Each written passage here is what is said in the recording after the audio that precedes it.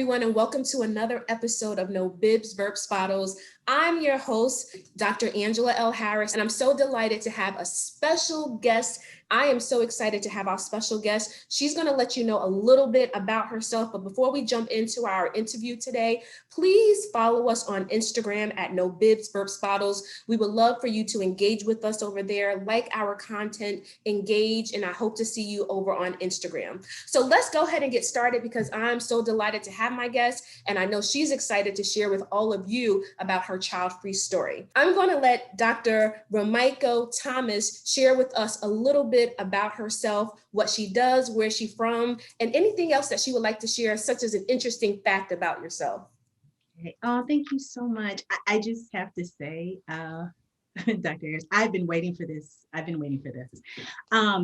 So my name is Dr. 𝐒𝐭𝐤, and I am a psychologist. I'm a licensed counseling psychologist. I used to work at a university center for 10 years. So I did counseling for college students, graduate, undergraduate. Now I have a private practice and I just started full-time. This is my first year full-time.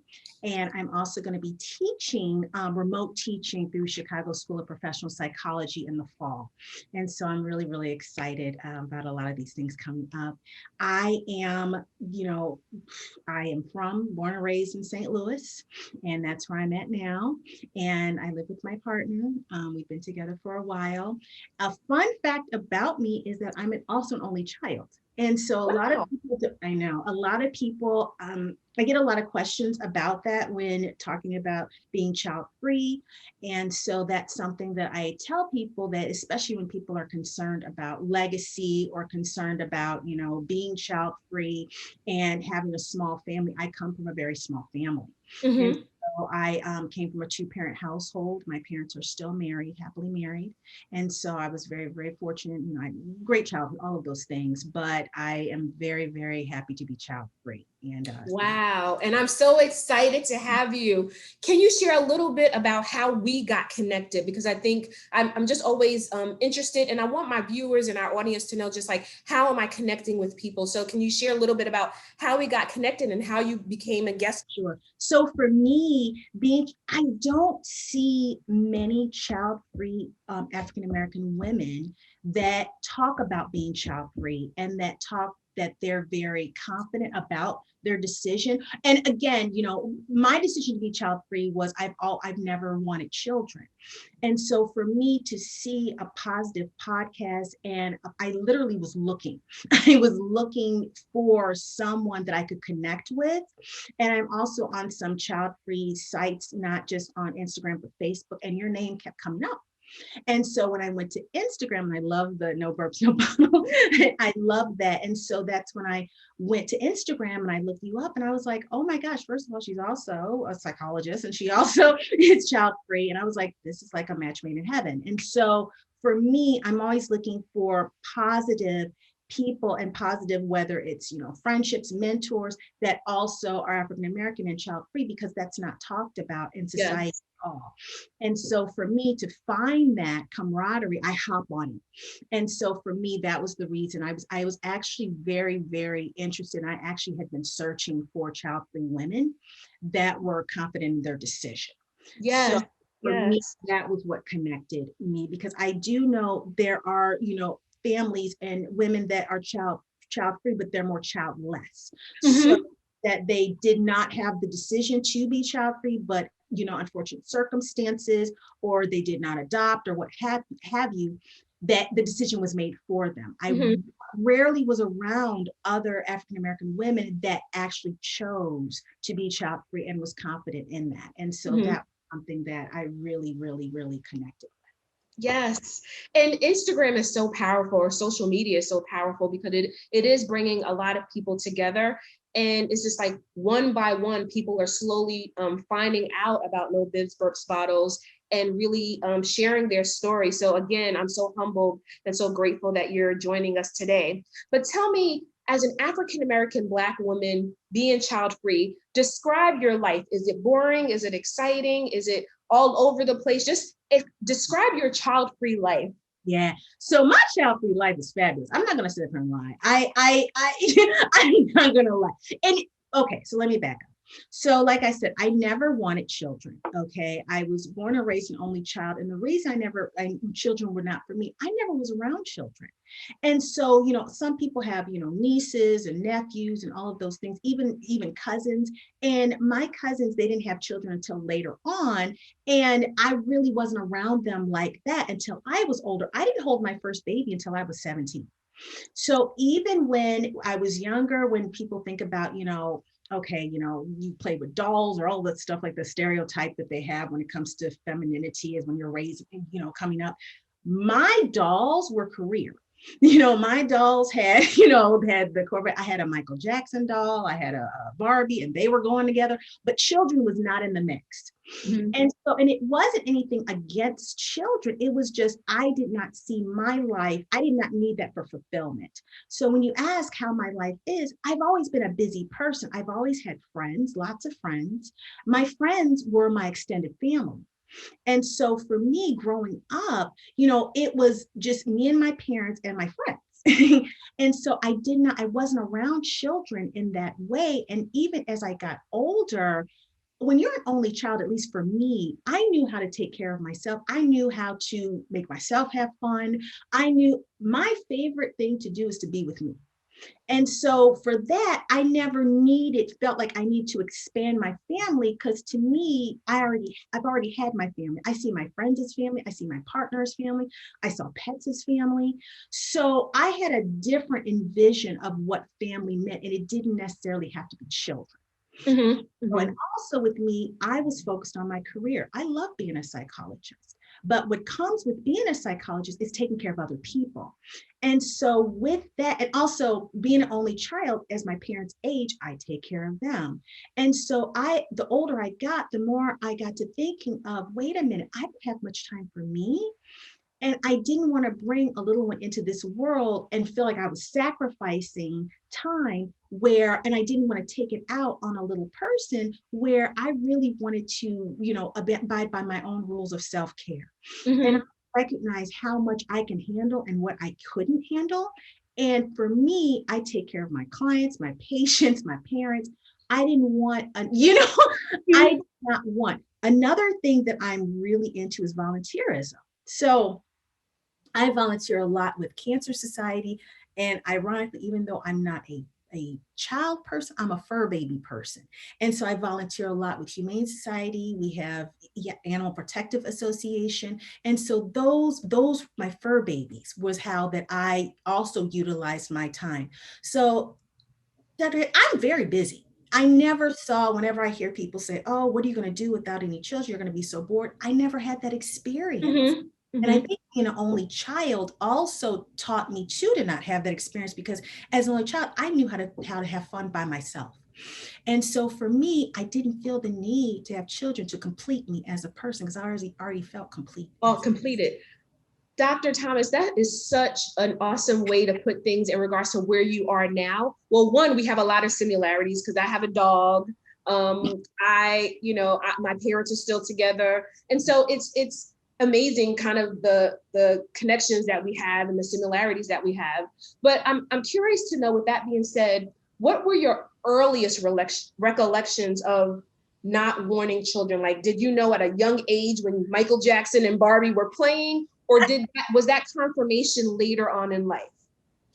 It really was early on. And it's funny, I was talking to my mom not that long ago, and we were talking about, marriage and children, because I asked her actually not that long ago, like maybe 3 years ago, how come you never really got on me about not having kids? I never understood that. And she said, you never talked about children. She was like, even with, Cabbage Patch dolls and all that stuff, she's like, you just never were connected. When there were babies in the room, because she had friends that had infants, she said, you never would go to them. You'd always be like, they're too noisy. She said, you never had that connection with children. And she made a statement saying, instead of arguing with you and trying to, I just like, let me just accept her how she is and see how this goes. So I also had parents that never pushed that within me. And I know that's very rare. Mm-hmm. You know what I mean? I know, and notice I said parents, I didn't say grandparents. Now that was a different, that was a different story. Mm-hmm. But I never had parents that pushed me into that direction. So that never cultivated, I never thought that there was anything wrong with not wanting children when I was younger. It was as I got older. And when I got older and my grandparents had asked, hey, that's great with your career and everything when they're alive, they're deceased now, but are you going to have a family? Are you? And I'm like, well, I have a family. And my grandma said, well, no, I like little great grandchildren around. So that's when my friends were like, okay, yay, we are celebrating, motherhood, but where are you at with this? So as I got older, that's when I started questioning, hey, wait a minute. Okay, I guess I should be thinking about children, but what happens when I don't want them? Like, what's wrong? That's when I started making the connection. Oh, is there something wrong with me? And Yes. when I went through that, like in my late teens, early 20s, okay, what's going on with me that I don't have that desire? So it wasn't until I got older, interestingly, that's when those messages came in that in order to be a successful woman, that's great that you have a career, but you're not finished. Or in order to be a successful, woman, you have to really adhere to having children. Or I would see like, family members of mine, I would be, have all this masters and, PhD or whatever, but where are your kids? So-and-so has kids. So, and I'm like, wow, does that mean that I'm less of a person? So to be honest, it was never internal messages. It was a lot of external messages that I saw and I heard. Also, I was married. I was married for about 3 years. And but in being married, his family was asking, hey, are you guys going to have kids? Again, it was not from my family, my immediate family. It was from his family. And so again, I thought, oh, am I not enough? Are we not enough? Because he hadn't wanted kids at the time either. And so we, broke up because it ended up that he did. And so that's the unfortunate thing. But again, it wasn't until I heard other people's messages, then that's when I noticed that my self-esteem started to falter. And then, yeah, but it was other people. Yeah. And so it seems like you had a very supportive family in regards to your parents. Grandparents kind of question a little bit, friends kind of question a little bit. I want to kind of stay there a little bit more. Like, so what would be your response, or what is your response today when friend groups or colleagues or people inquire about children, positive, negative, or anywhere in the middle? Because one, I think that's going to help other people kind of know how to deal with these type of questions or pressure. Yeah. Okay. So there's another part. No, I'm laughing because, okay. So those same friends, and I just laugh because I love my friends, those same friends. So back then their children were small and sweet babies, all of those things. Now it's different. So now as they're teenagers, young adults. Now it's like, girl, why didn't I know? Why didn't I do what you did? Why didn't I? And that's the interesting dynamic. Why did I not know that it was a choice? Yes. And so that's what, when you'd ask the question of, what goes on now versus then with that, is that what I tell people now is that, it's a choice. And that's a choice that I did not know that I was privy to. But in actuality, you do have a choice. You don't have to be a mother to be a woman. And so now but again, I'm older, I'm very confident in my decision. Back then, what I would tell people like, oh, maybe not right now. Oh, maybe, so back then I was very embarrassed. Back then I was not honest with people outward. Like I said, my immediate family and everybody knew. But as time went on, I started getting those external messages of different that no, it's not okay. Then I started saying, oh, well, maybe not now. Oh, well, maybe, Well, what happened was actually, I had a lot of issues when it came to, feminine issues, uterus issues, in which I was not able to conceive a child biologically. And so what's interesting is that now, as I went through that in my 30s, then the explanation I told people was all like, wow, why do you expect that I even can have children? Or why is it? So I know, but then I was going through anger because I was like, wait a minute, you're all up in my uterus. You don't know what's going on. you're not asking me what's going on. You're just making this assumption.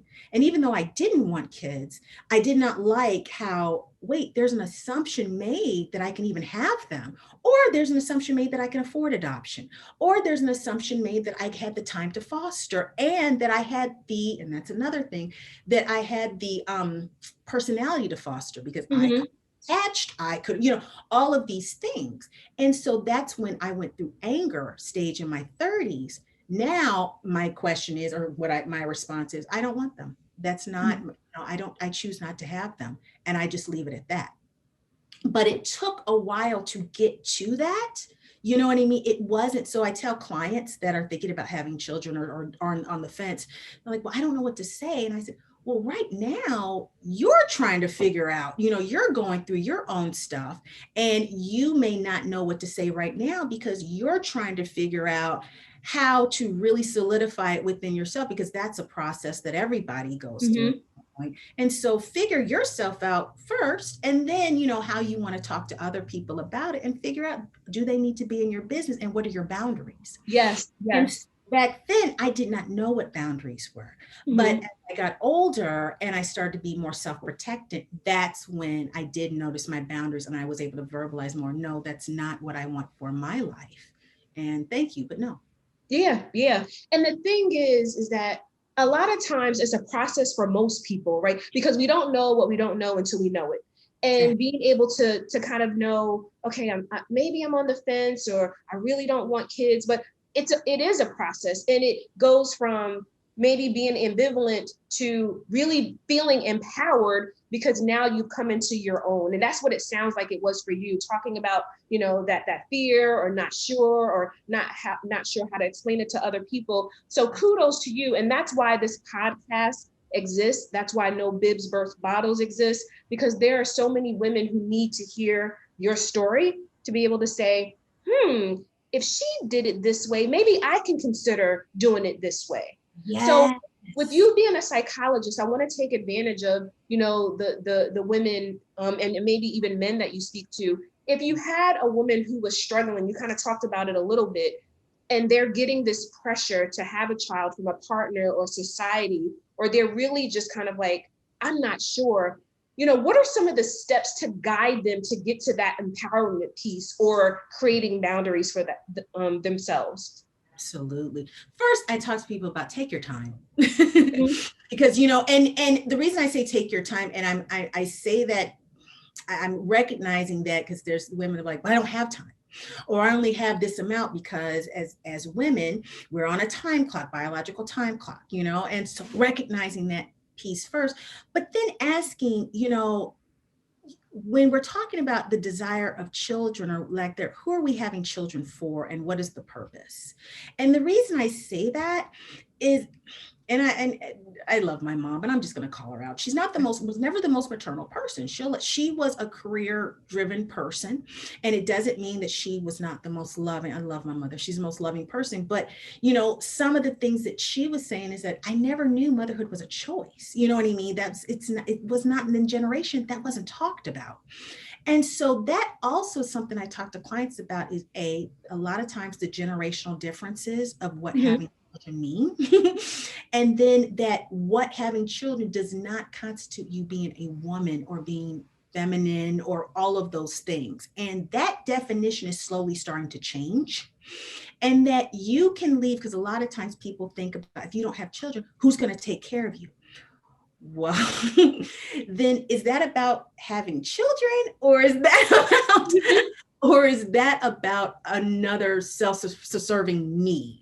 And Yes. what's interesting is the signs and the symptoms that they talk about, people that choose child-free, is selfishness, when it's actually the opposite, because nobody ever asks, well, what's the reason that you chose to have children? Oh, I wanted somebody to take care of me when I get older. So really thinking about, what's the reason for children that you're doing? Is it for you? Is it for your family? Because your family may not always be there. And even Hmm. if they are there, that child is on you, because no child asked to be here. And Hmm. so we never think about it from the child's standpoint, whether we choose to have a child or not, do we feel mentally and emotionally ready of what a child undertaking really is? And just by exploring it or thinking about that does not mean that you'd be a bad parent or anything. It actually means that more people really need to do that. And so we got a lot of pressure from outside people, but it's never talked about what would your role be if I were to have a child? You want me to have this child or all this stuff, but you gonna help pay for college? You gonna help, Exactly. you know what I mean? Yeah. Start asking those questions of, okay, you want this, we just take it. We just, as women, we just take it. We're just like, well, yeah, maybe I should start having children. Or grandma wants me to have children. But we never ask grandma, well, wait a minute, I'm just curious, grandma, I'm trying to get through school. So if I had a child, would you have, like, if I have difficulty with something? And what's interesting, what I found too, is when you flip it back on people, oh yeah, I didn't talk about that. Yeah, no, this is going to be this is going to be you now. No, this is you. Or you know what? I don't like had a friend of a friend talking, and they were saying, I don't understand why you don't have children. Da, da, da. And I, again, even the age I am now, I still got a lot anxious. Like, wow, maybe I should. Then I stopped and I said, you don't have kids. And they said, no, they're kind of expensive. And I did, so what? It's crazy. Yeah, like what is the reasoning that it's being so pushed and so activated on? And how come legacy has to mean constant, family members? Legacy can mean what I'm doing for the community, what I'm doing for the family that I have. So asking those questions, not just with family members, but within. And really setting those boundaries and learning how to set boundaries and learning to say that and learn to recognize that your body is your own decision, just like your mind is your own decision. Yes, yes. So that's something that I encourage men and women to really think about, that because now I feel like this generation coming up now, they're starting to kind of get it and starting to say, you know what? I don't want kids right now. I mean, everything from just you sharing the story about your mom and being maternal to the question, we'll get questioned why we don't have kids, but we will be the bad person if we turn around and ask, why did you have kids? Are you happy now that you have those kids? But Dr. Thomas, I want to return back to the maternal question, or how you described your mom. So would you describe yourself as maternal, and what does that look like? How does that play out? Yes. So for me, I am not maternal. Now, okay. When it comes to my fur baby, I have a cat. And when it comes to my fur baby, I guess I can have some, but no, I'm not, I remember there was an episode way back in the day of Sex and the City, and it was Carrie was at a baby shower, and I think Miranda had put the baby on a sofa and the baby kept sliding down as Miranda was talking to other people and was like, oh, you have to hold him? Like, that's how I used to think there was something innately wrong with that, that wasn't like babies. When I see babies and I hear women say, oh, my ovaries, I didn't have that. When I saw a baby, I wasn't like, oh, I want to connect with you. I was like, oh, he's so cute, or they're so cute. That was the extent. Yeah. And it wasn't, and I was not the type of person who I saw a whole bunch of kids and I would go in the middle and be like, oh, let's play. When I would talk about stuff, like, what do you want? Like, I just did not have that instinct. I didn't have that instinct when it came to children. And my mom was like that, now she was now she wasn't as bad as I am, but she wasn't that bad. No, but it was for her, it was more about, she loved her career. She's a nurse. She loved what she did and she loved me. But at the same time, she was not, oh, Gucci, it wasn't very maternal, very, like, oh, I'm gonna, conjugate spoil you. No, she was the type of mother who was like, you know what? Get up, do what you need to do. She just was not a maternal, touchy-feely person. And recognizing this, when I got older, I recognized, guess what? Everybody has different personalities. Yes. And and that's the thing with maternals, I never felt lack of love. Never felt that. It was actually the opposite. I felt a lot of love, but I recognized, because I'm similar, that's just not the way it was displayed. So Mhm. it was other things, other ways that it was displayed for me. And that's the way that I noticed that I am when it comes to other people. I'm not a touchy-feely person. However, I'm right there. If anybody needs anything, I would call a person in a moment. My cat's sick, I'll take them to the vet. I mean, all of those things. So I recognize my strengths and the things that is just not me. Mhm. That Mhm. also came with a lot of self-reflection, a lot of therapy, because I thought something was wrong with me because of that. And it turns out it's not, it's just my personality. It's just Mhm. not a maternal, warm, fuzzy, great feelings when it comes to children type of person. Doesn't mean I wish harm to kids or anything like that. No, kids are adorable, but I just didn't have that in me. And I Mhm. didn't want my child to do without that. Yes, Yeah. yes. Yeah. And a lot of times when we say that out loud, our thoughts or our feelings about our engagement with children, I find myself sometimes, I'll sometimes admit like, oh, I don't really like kids that much, or, the crying and the running and the snot and this, and I felt guilty because I didn't want people to judge me to say like, you're a bad woman because you don't like kids. I never said I didn't like kids. So as you share all of that about not being maternal and I mean, is it hard for you to kind of say that out loud? Do you guard yourself or you're like, this is my truth? Oh my gosh, so hard. So when I was, thinking about, okay, I got to talk about myself, but I got to be truthful, and with being truthful is going to help others because Yes. I think that the more that I hid that piece, and also, and let me say this, I also don't, people would know that knowing me. That's another thing. So people are like, oh, but wait, you're so funny, you're so bubbly, you're so warm, you're so engaging, you know what I mean? You're so charismatic, and thank you. but Doesn't mean but have to have a baby. right. And people are complex because people don't realize I'm also an introvert. You know what I mean? People are complex. And that's Yes. also the beauty of being a psychologist is we know that.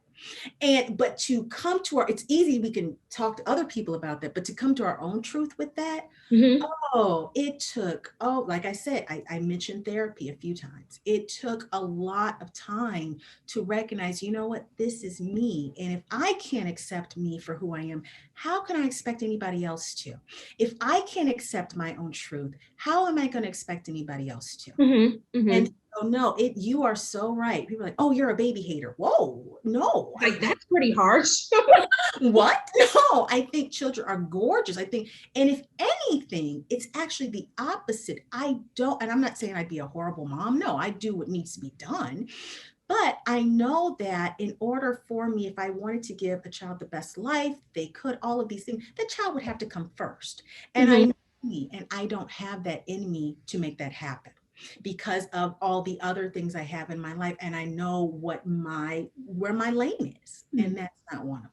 Yes. So Yes. it came, oh my gosh, I'd gotten so much flack for that, because and also my personality is the opposite of what people would think when it comes to children, but nobody's ever asked me to. Yes, yes. And a lot of times people don't take the time to really understand what does it really mean for a woman to make this choice and to be child free. And again, your narrative, your story, your experiences are definitely going to help someone else. Hey, I'm stopping my own YouTube video and podcast episode to let you know about NoBibsBurpsBottles.com. That's right, stop and visit our website today. We have a bunch of awesome child-free pride merchandise made especially for you. Visit NoBibsBurpsBottles.com today. Peace. So, Dr. Thomas, I want to transition a little bit to dating. So, you mentioned that you were married for 3 years. You currently have a partner. And so, what were some of the things that were important to you when dating, when you got married, in regards to sharing with someone that you're child free, never wanted kids? Was it important that that partner was also child free? This is a loaded question. When dating, did you want a person to have kids over 18? Would you date someone who had a 6-year-old? So loaded question, take it away. Yeah, no, those are good questions. So when I dated my ex-husband, we were college sweethearts, so with him, it was we kind of grew together. And so with him, I didn't even think about being child free back then. I was just like, do you want kids? No, I don't want kids. Okay, I don't know if I do right now. That's what he said. So back then we were just dating to be dating, having fun. But as time went on and we got more serious, that question did come up, of course. And that was something we both were like, we don't want. That was something we weren't, into. Now we were so young. Also, we didn't get married really young, but when we were together like 11 years before we got married. So that's a lot of time in transition. So of course, even though I stayed my path, he didn't. And there's no fault in that because when we first got together, we were like 22, 23. Mm. So of course, that's not, so when that happened, it makes a lot of sense with that. After we decided to, end the marriage, dating was hard because not only I was trying to figure out how to date again because I had been in a relationship for so long. But B, this is so funny. I say this. I don't think of my child free life as, I don't want to say a problem. I don't think of it. I didn't think of it as anything because I was just dating to have fun. I wasn't, I'm just going to be honest. I didn't think of anything. But when you said, would you have dated somebody that had older children, younger children? Since I did not go into it with that thought, I was dating anybody that had kids or not. And I found out, no. So when I dated somebody who had a small child and Mm. who was in a relationship with the child's mother. They were separated, they weren't together. And that was hard to navigate and something that I wasn't really familiar with. He would Mhm. hit a child, some way. I'm like, well, wait, we're supposed to go out. Well, I've got some things I did not think about. And so until I had that experience, I didn't even think about what it would be like to date somebody with a small child until that happened. And then Mhm. with somebody had an older child, that was a whole nother can of worms because that was great, but they were teenagers. So there were some other things that came out of, Mhm. that again, children always, as they should, come first, especially Yes. when it comes to dating. So I had difficulty navigating the dating world when it came to being child free and the questions that I was asked. So there was the assumptions was what's wrong with you? Why don't you have kids? I see here that you're divorced. So you guys never had kids. So, which again was a shock because I was like, Mhm. wow, what's wrong with me? Like, wait, we just didn't have kids. There's nothing wrong with me. Like, if I didn't want to have kids, is there something wrong with that? Why don't you want kids? So there was a lot of suspicion Yes. that I did not expect going into dating again because I'd been with someone for so long and I Mhm. had dated the age that I was out there dating. So the Mhm. person that I'm with, he also does not have children and also was like, I don't think I want kids, but he said, I don't think I want kids. He wasn't sure. And so then that was a whole nother thing because it was like, okay, I'm starting to feel for you. And I kind of felt kind of hard. And he's also younger.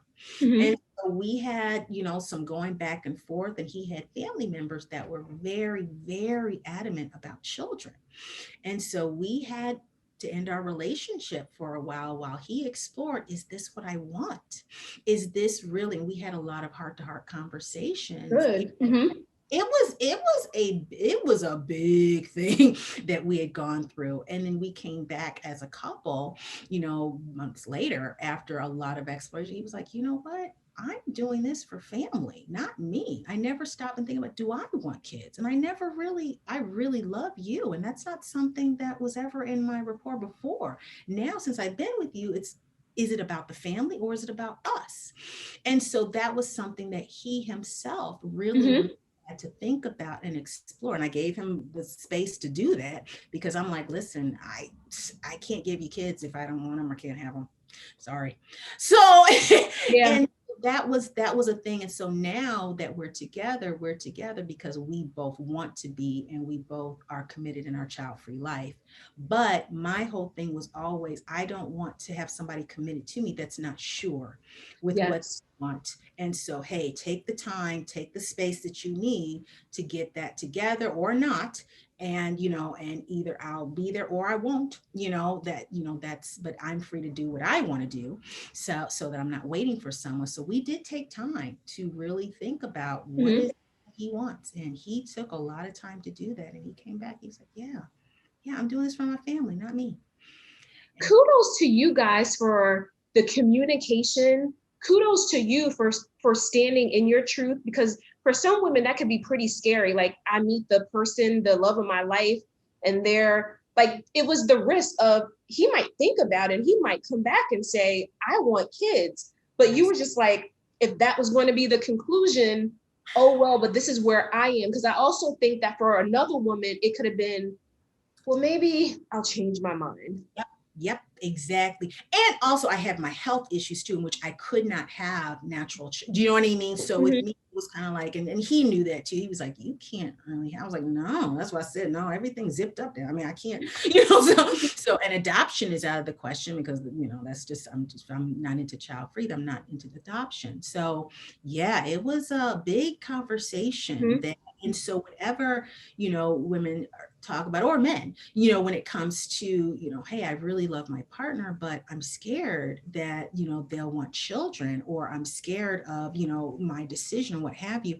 It's a real fear, and it's something that is not discussed the way it really should be. There's always this thought of in society that both partners are on the same page, but a lot of times they're not. That's not just for people that are child free. That may be women that can't have children, or may have already had their children and their partner hasn't had children, or if men may want children and can't, all of these different things. And so that's something that I think as society we don't do a good job of thinking about people being on the same page.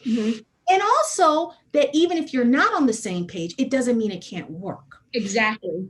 That's another thing too, of that some people do have that come to fruition moment of, you know what, I don't want kids if it means not being with this person, because that fulfills me more than having kids. And did I want kids really from the beginning? Or did, all of those things, that's never addressed. And so that's what we definitely have gone through.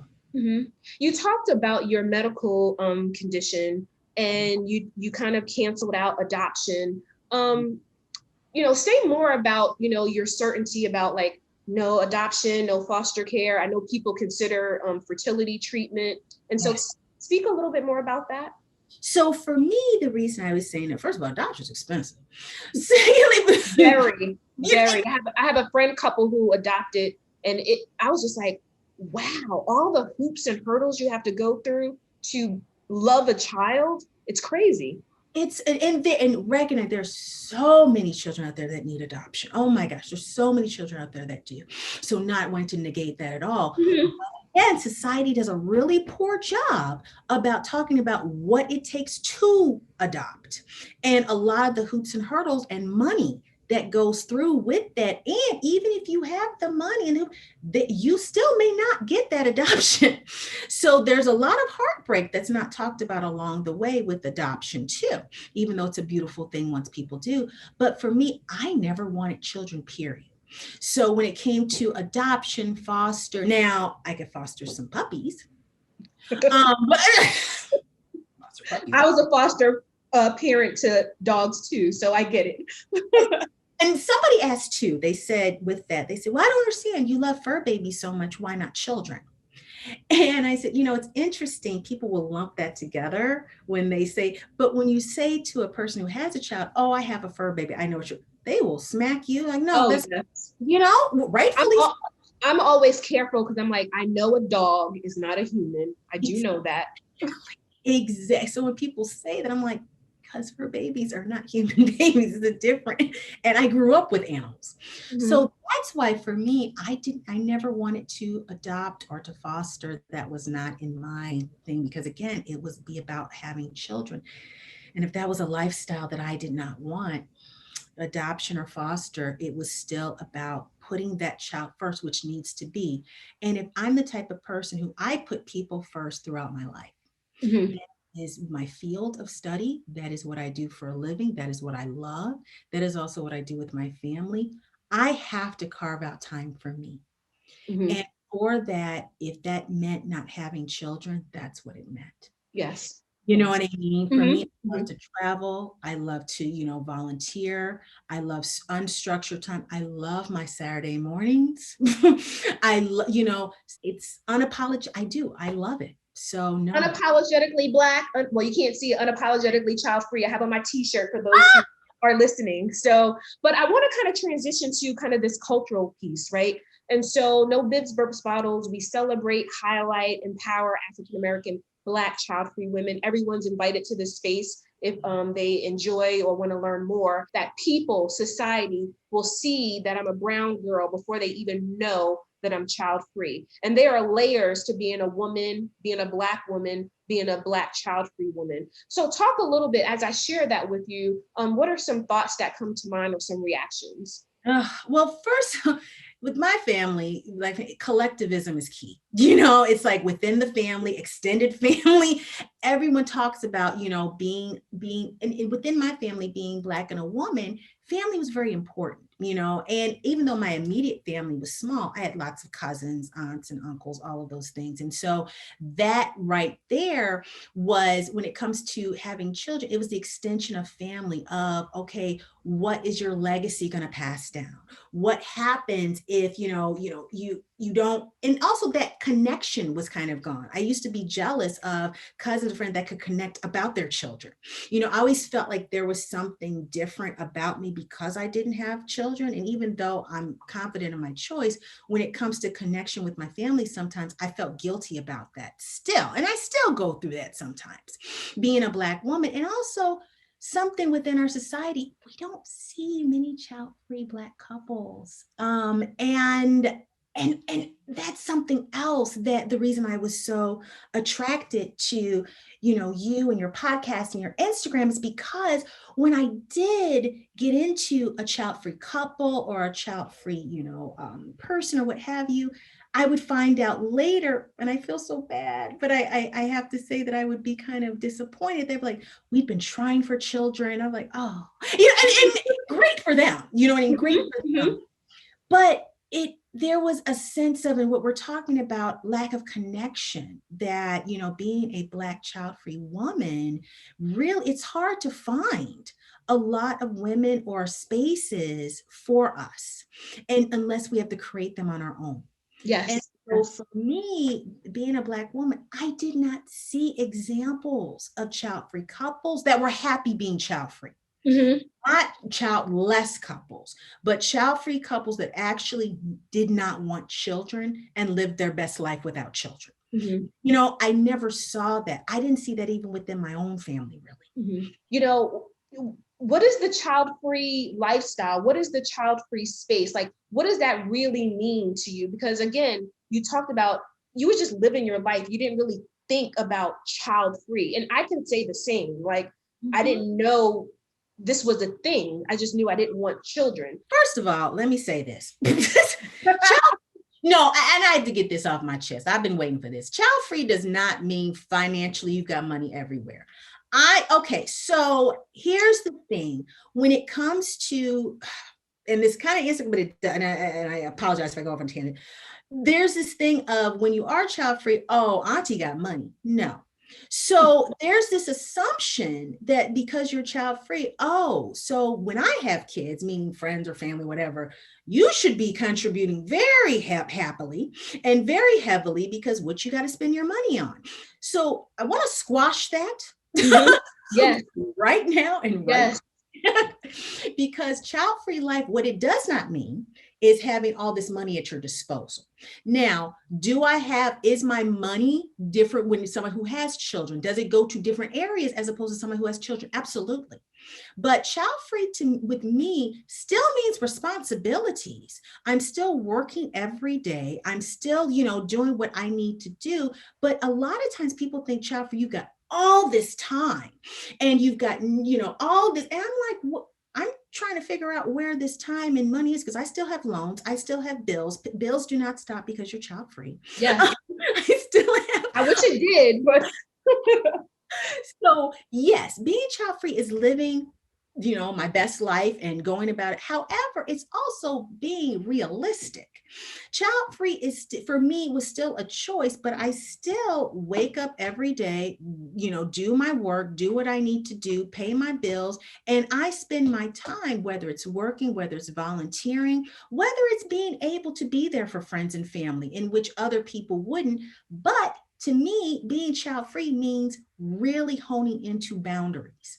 That is something that is also not addressed, is that being child-free, you actually kind of have to have even more boundaries than having children, because people with children can say, oh, I have to take so-and-so somewhere, or so-and-so, something's going on. But when you're child-free, a lot of times, well, what you got to do? Well, You don't got nobody to go home to. You can stay extra at work. And also boundaries with work too. So with being child-free, there's this, again, this assumption, we've got all this time, right? All this leisure and all this money, so you can work these extra shifts, or you could take on these extra patients, or you could take. So for me, being child-free meant really living in boundaries. And really recognizing, just because I don't have children does not make my life any less important. Yes. And so to answer that question, and am I living my best life? Yes, yes, yes. However, that comes with, if I need to take a vacation, what you got a vacation for? You don't have children. What? I can still be tired. Number two, another thing, a child-free life to me means we are not selfish. In fact, a lot of times, a lot of the child-free community is actually the most unselfish people, because they recognize what they can commit to and what they can't. They recognize what emotional availability they have and what they don't. And if somebody asked, they're doing a lot for the community. Yeah. So when we talk about legacy, when I think about, and again, not negating or taking away anyone's children, but when I think about Maya Angelou, or when I think about Cicely Tyson, I don't think about their children. I think about what they contribute in their work, or in their poetry, or in their person. Do you know what I mean? So for me, when I think of child-free as legacy, I'm doing my legacy in helping people, in putting animals in loving homes, in helping clients get, to their fruition when it comes to their mental health, their self-care, helping different people. So those are the things that I think of my child-free life. That's why I always feel fulfilled, because it's not all about me. I do love to help people, and I do love what I do. And also I love myself, in which I can create those boundaries and be okay with them. Yes. So for me, being child-free really meant really accepting who I am, and accepting I have the right to set boundaries, and I have the right to say no. Some days are better than others. I'm not good at it all the time. I still got a lot of work to do, but that's what for me. Yeah. Again, so many good nuggets, so many good jewels. Oh, I love it. I love it. I love it. So you've already kind of talked about your legacy. And again, it's important for people to know that, leaving a legacy does not mean you have to birth a child to leave your footprint in the world. But coming into your own and coming into this confirmation of where you are in your life, being proud to be child-free, being in a child-free loving partnership. If a young sister was to come to you and say, hey, I'm 24, I'm 23, because 30 is that marker where people just like 30. But it is possible that a young sister can determine that for herself, that I do not want children, but she's feeling pressured from society, maybe her partner, maybe her family. What would you share, and what would you say to that young sister to empower her to make the best choice for her? Absolutely. I would say to her that, first thing I would say is that, do we ever look at being child-free as a choice? And whose choice? And also, the empowerment of your own body means the empowerment of your own decision. And so the thing is that a lot of times people, and also talking to that young woman, society does a horrible job for young women thinking, oh, you don't know what you're talking about. Oh, wait till you get older. And you'll change your mind. Yeah. And I would ask that young woman, what if you don't? And and the one thing I would tell her, that's okay. I think young people need to know whatever your decision is, because there's so much judgment all over. And guess what? We judge ourselves enough. However you're feeling, which it is, I don't want kids, guess what? That's okay. And that's a life choice too. And that if you don't want kids, this is the avenue that it can be. And recognize, but then also being realistic, if you don't want kids, this is what you may be faced with. And the resiliency that comes with that. How do you create boundaries? How do you become empowered with your decision? And also, if you decided not to have kids, how come that's just not okay? Exactly. You know what I mean? How come there always has to be a reason versus it's not my choice. It's not what I want for my life. And that is okay to have that.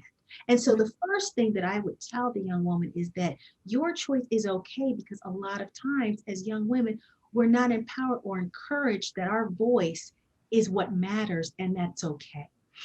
I love when I hear Simone Biles, or I hear a lot of these young gymnasts talking about mental health, self-care. And you know what? I'm accepting that this is my decision and I'm okay with it because I know what's best for me.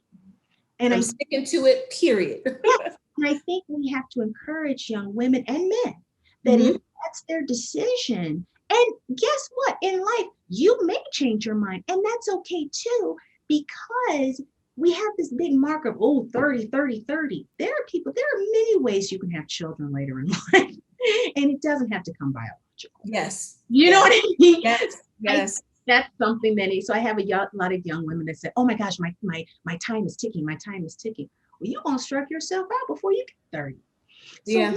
recognizing that, yes, time biologically can be ticking, but you still do have time. And there are other avenues if you choose not to have children. Biologically, there are other ways that you can have children. Mentorship, adoption, foster. Other people don't break down other ways that you could have extended family. Mm-hmm. Mm-hmm. And so I think that's how I would talk to young women or men that Yes. are deciding, yeah. Yes. Yes. That would be a good empowerment conversation. I love it. So, Dr. Thomas, any regrets? Yep. Now, okay, when I say this, my 20 some odd self, I know where I was then.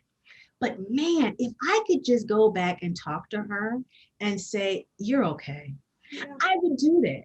I would do, if I could hug her. And I think they had they showed Mary J. Blige when she was, I think when she first came out with Real Love, hugging her former self. Mm-hmm.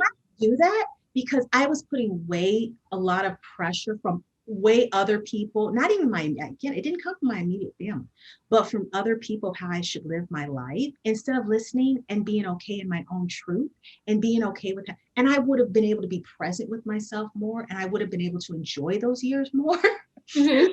Now looking back, I'm like, man, I should have just been happy as a lark being child free. Because guess what? It turned out fine. And Yes. also the regrets I had listening to other people. Oh, when you get older, when you get in your 40s, good luck. Yeah, good luck. I'm doing fine. So my regret is that I would have, really been solidified in what my decision was a long time Mm-hmm. Mm-hmm. and been true. Wow. Wow. Well, I have really enjoyed our conversation and all the nuggets that you have dropped. I want you to share with our audience, Dr. Thomas, the wonderful things that you are doing. So here's your opportunity to shine, to shine, to shine. Let us know where we can find you. Let us know what's on the horizon for you. Sure. So I am on social media. My Instagram is at flower2977. And I also have started a YouTube channel. And actually I have three sessions in, 3 links in, and I'm going to be starting it back up in September, but it's on mental health. And within, what high functioning depression looks like, some things, what it means to have boundaries. So these are some questions that, I take from clients that I've seen and kind of jot down thoughts and ideas of like, wait, what does depression look like, especially if we're functioning? Or what does, anxiety look like, especially if we're still up and going to work, but we're still feeling bad. So my YouTube channel is Dr. Talk Lynn, capital TALK, capital LYNN, and I'm still doing my private practice. So. Wow. Busy, busy, busy, living your best child-free life, wonderfully made. Yes, yes, yes. Well, Dr. Thomas, it has been a pleasure chatting with you. Before I let everyone go, thank you so much for listening to our podcast, No Bibs, Burps, Bottles. You can find out more about Dr. Thomas in our description box, where you can find her links to her social media, a little bit more about her. And before I let you guys know, you will see that I have on a No Bibs, Burps, Bottles shirt. Dr. Thomas, can you lift yours up a little bit? She has it on our logo, shirt, no bibs, burps, bottles. If you are interested in living your best child-free life and showing your child-free pride, please head over to nobibsburpsbottles.com. That information will also be in the description box where you can get your own child-free pride merchandise, tees, hoodies, everything. So again, we want to thank Dr. Thomas for joining us today. Thank you so much. Any parting words before we let everyone go? And I want to thank you, Dr. Harris. Seriously, thank you, Dr. Harris, because this is needed so much within our community, and especially to have an empowered voice for us to really talk as women, as couples, as African American women and couples about child-free living and how, it can be successful, it can be happy, and it can be without that stigma, and really talking about that. So to create a space is so needed and so welcome. So I want to thank you very, very much for this opportunity. Thank you. Thank you, thank you, thank you. So with that being said, that's a great note to end on, but I always want to remind you, womanhood is not synonymous with motherhood. Thank you so much for listening to No Bibs, Burps, Bottles. Peace.